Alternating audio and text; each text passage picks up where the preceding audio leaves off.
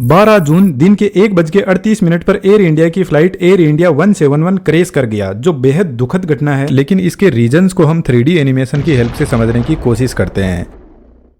यह एयरप्लेन अहमदाबाद से 242 पैसेंजर को लेकर 1:36 पर लंदन गेटवे की तरफ उड़ान भरता है। करीब 2 मिनट तक एयरप्लेन रनवे पर अपनी स्पीड को बढ़ाता है। जब एयरप्लेन 300 किलोमीटर पर आवर की स्पीड तक पहुंच जाता है तो प्लेन रनवे से टेक ऑफ करता है। अभी प्लेन ने जस्ट टेक ऑफ किया है और सिर्फ 191 मीटर की हाइट पर पहुंचा है, लेकिन प्लेन का पायलट मेडे कॉल करता है एयर ट्रैफिक कंट्रोल के पास में और इमरजेंसी के बारे में बताते हैं कि प्लेन लिफ्ट नहीं कर रहा है। इसके बाद में कनेक्शन लूज हो जाता है और एयरप्लेन धीरे धीरे नीचे आने लगता है और एक हॉस्टल के बिल्डिंग से जाकर टकराता है और जबरदस्त ब्लास्ट होता है।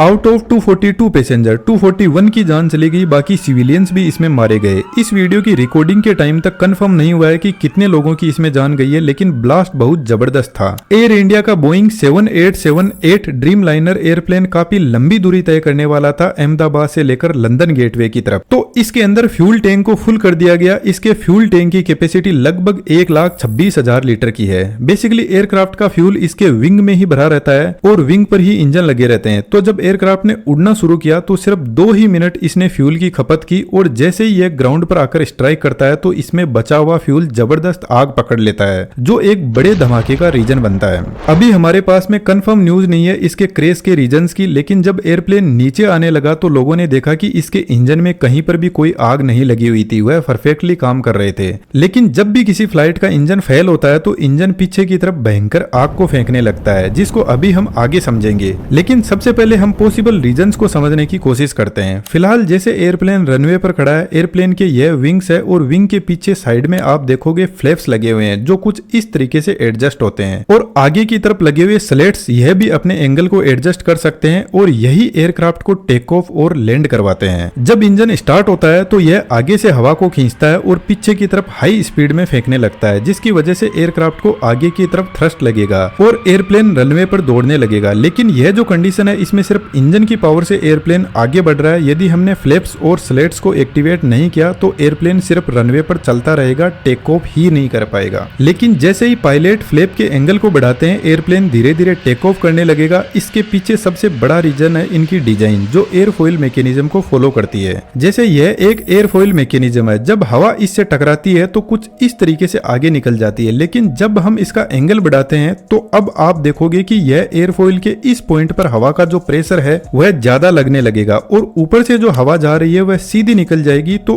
इस पॉइंट पर एयर का जो प्रेशर है वह लो हो जाएगा और हमें अच्छे से पता है चीजें हमेशा हाई प्रेशर से लो प्रेशर की तरफ बढ़ती है। तो जैसे ही पायलट एयरप्लेन के फ्लैप और स्लेट एक्टिवेट करता है तो विंग के ऊपर की साइड में लो प्रेशर जनरेट होगा और एयरप्लेन टेक ऑफ करने लगेगा। लेकिन एयर इंडिया के बोइंग 7878 ड्रीम लाइनर में प्रोबेबली एक्सपर्ट्स का ऐसा कहना है कि यदि फ्लैप और स्लेट टेक ऑफ के बाद में यदि उनमें कोई टेक्निकल एरर की वजह से कोई प्रॉब्लम आई तो यह एयरप्लेन को लिफ्ट प्रोवाइड ही नहीं करवा पाएंगे और एयरप्लेन अपने आप नीचे आने लगेगा। लेकिन बोइंग का यह एयरप्लेन बहुत ही ट्रस्टेड एयरप्लेन है, इसमें ऐसी प्रॉब्लम होने के चांस बहुत कम होते हैं। तो यहाँ पर दूसरा बड़ा रीजन हो सकता है गर्मी। यदि आपको पता हो तो राजस्थान और गुजरात के एरिया में बहुत ज्यादा टेम्परेचर बढ़ा हुआ है अभी के टाइम, और जब टेम्परेचर बढ़ता है तो हवा की डेंसिटी कम हो जाती है, जिसकी वजह से एयर पार्टिकल दूर दूर चले जाते हैं। यह लंबी दूरी का विमान था तो जनरल सी बात है इसमें बहुत सारा लोड भी होगा और यदि लोड ज्यादा हुआ ऐसी गर्मी में तो प्लेन टेक ऑफ तो कर जाएगा, लेकिन हवा की डेंसिटी की वजह से लिफ्ट प्रोवाइड नहीं करवा पाएगा।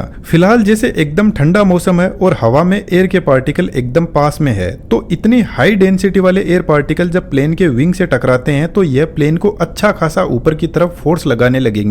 आप इसको ऐसे समझ सकते हो कि यदि 100 किलो का कोई पत्थर है तो या तो उसको 2 आदमी मिलकर उठाएंगे या 100 आदमी मिलकर उठाएंगे। तो जनरल सी बात है जब 100 लोग मिलकर उठाएंगे तो यही तरीका आसान रहेगा। तो यहाँ पर भी जब ज्यादा एयर की डेंसिटी होगी तो प्लेन आसानी से ऊपर की तरफ लिफ्ट करने लगेगा और आसमान में जाने लगेगा। लेकिन गर्मी के टाइम में जो अर्थ का सरफेस होता है वहां पर जनरली हीट ज्यादा होती है और यहाँ पर एयर के पार्टिकल्स होते हैं वह दूर दूर होते हैं। तो जब कम एयर पार्टिकल एयरप्लेन को ऊपर की तरफ फोर्स लगाएंगे तो हो सकता है कि यहाँ पर जो इंजन थ्रस्ट जनरेट कर रहा है वह सफिशिएंट ना हो, और यदि ऐसा हुआ तो इंजन यदि अपनी फुल पावर पर भी चल रहा है तो एयरप्लेन एक तो लोड और सेकंड हवा की लो डेंसिटी की वजह से धीरे धीरे नीचे आने लगेगा। इसलिए जनरली यदि आप नोटिस करोगे इंडिया, दुबई, मेक्सिको जैसी कंट्रीज में रनवे की लंबाई ज्यादा रखी जाती है ताकि प्लेन गर्मी में भी सही से टेक ऑफ कर सके। लेकिन दोस्तों एक इंपॉर्टेंट बात मैं आपको बता देता हूं, एक बार प्लेन के टेक ऑफ करने के बाद में यदि इंजन में कहीं पर भी कोई प्रॉब्लम आती है तो पायलट कुछ भी नहीं कर सकता, उसके कंट्रोल में कुछ नहीं होता है, क्योंकि प्लेन को वापस जल्दी से टर्न देकर रनवे पे नहीं लाया जा सकता।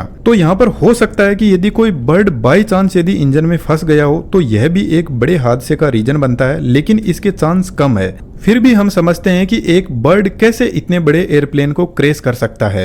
इंजन के आगे के इस हिस्से में बहुत सारे कंप्रेसर होते हैं और पीछे के इस हिस्से में टरबाइन होते हैं जो इन कंप्रेसर को चलाते हैं। कंप्रेसर का काम बेसिकली बाहर से हवा को अंदर की तरफ खींचना है और उसको कंप्रेस करना होता है। एयर कंप्रेस होने के बाद में पहुंचती है कंबस्शन चेंबर में, जहां पर फ्यूल जलता है। तो कंबस्शन चेंबर में सबसे पहले फ्यूल को स्प्रे किया जाता है जो बाहर से हवा आ रही है उसमें, जिसकी वजह से फ्यूल अच्छे से एयर के साथ में मिक्स हो जाएगा और फिर यहाँ पे लगे इग्नाइटर फ्यूल में आग लगाते हैं, जिसकी वजह से यहाँ पर बहुत सारी गैसेस जनरेट होती है। तो यहाँ पर टेम्परेचर और प्रेशर बढ़ने लगता है, जिसकी वजह से यह गैस एक्सपेंड करने लगती है। अब इस हाई प्रेशर वाली हवा को पीछे एक नोजल से बाहर फेंका जाता है, जिसकी वजह से इंजन को आगे की तरफ फोर्स लगता है। लेकिन यदि इसके कंप्रेसर में आगे की तरफ कोई बर्ड आकर फंस जाता है, वैसे तो यहाँ पर कंप्रेसर की स्पीड बहुत ज्यादा हाई होती है, लेकिन यह जो बर्ड है वह कंप्रेसर में एयर के फ्लो को ब्लॉक कर देता है, जिसकी वजह से कंबस्शन चेंबर को हवा मिल नहीं पाएगी। जबकि फ्यूल का यहाँ पर रेगुलर स्प्रे हो रहा है तो कंबस्शन चेंबर का टेम्परेचर बढ़ने लगेगा। अब एक प्रॉब्लम तो यहाँ पर है कि कंबस्शन चेंबर का टेम्परेचर बढ़ने लगेगा, जिसकी वजह से यहाँ पर